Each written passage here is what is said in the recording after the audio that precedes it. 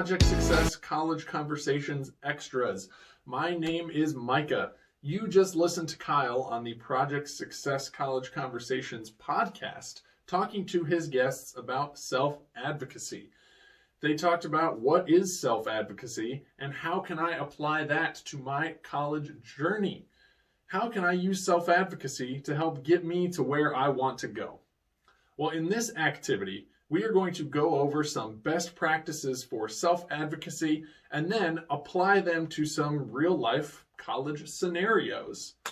Let's get started. First, let's go over some self-advocacy best practices. Number 1, what questions do you have?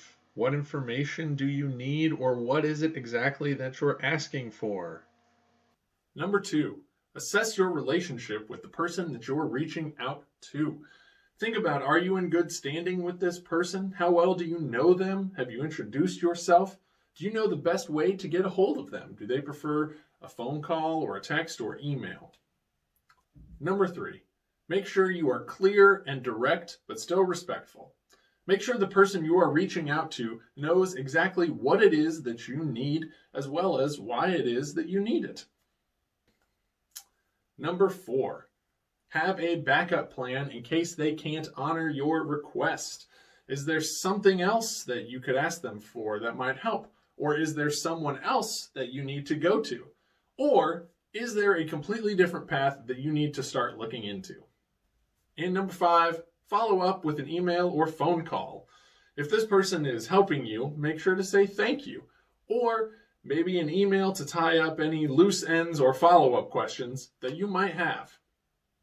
So, now that we have some tools in our self-advocacy toolkit, let's test them out on a college-related scenario.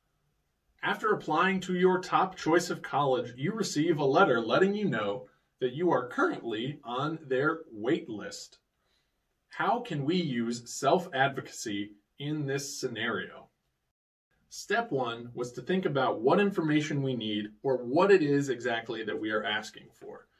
In this case, it might be to get off the wait list, or it might simply be wondering when they will have made their final decision.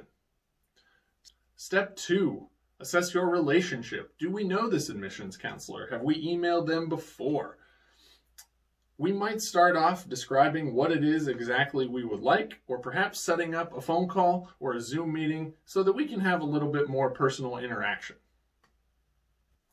Step 3, be clear and direct. Make sure you know what questions you need answered and what you're asking for in this scenario. Maybe you want to share with them your 3rd and 4th quarter grades to show your improvement and your added involvement in school. Or maybe you simply want to know when they will make their decision so that you can make yours. Either way, be sure you know exactly what it is you want to say and what it is you want to ask to this admissions counselor. Step 4, what is our backup plan? Maybe we are able to wait until they make their final decisions. Or maybe we need to say, thanks, but no thanks, I'm moving on to some different colleges that I have been accepted to. Either way, know what it is that you're going to do in case they can't honor your request. And step 5, send a follow-up email. Maybe it's to remind them about some of your qualifications or to simply thank them for their time in meeting with you. Either way, make sure you have closed the loop on your communications. So there you have it. There is just one example of how we can use these self-advocacy tools in our college search. What are some other self-advocacy tools that you can think of that you might be able to add to your toolbox? How can you apply those things to your own college search? And if you want a little bit more practice, here are a couple more scenarios that you might think about and decide, how would I act if that were me? You need a letter of reference from your favorite high school teacher, but you realize that everyone is asking for a letter from this teacher. The teacher has announced that she will not be writing one for everyone who asks.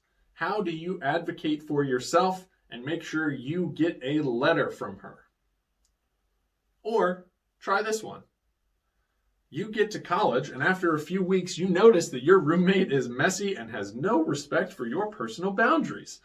Before picking up and moving out, How might you go about advocating for yourself with your roommate? Thank you for joining us on the College Conversations Extras. Make sure to keep listening to the College Conversations podcast and check out projectsuccess.org for more opportunities and activities just like this one. Thanks, and we'll see you next time.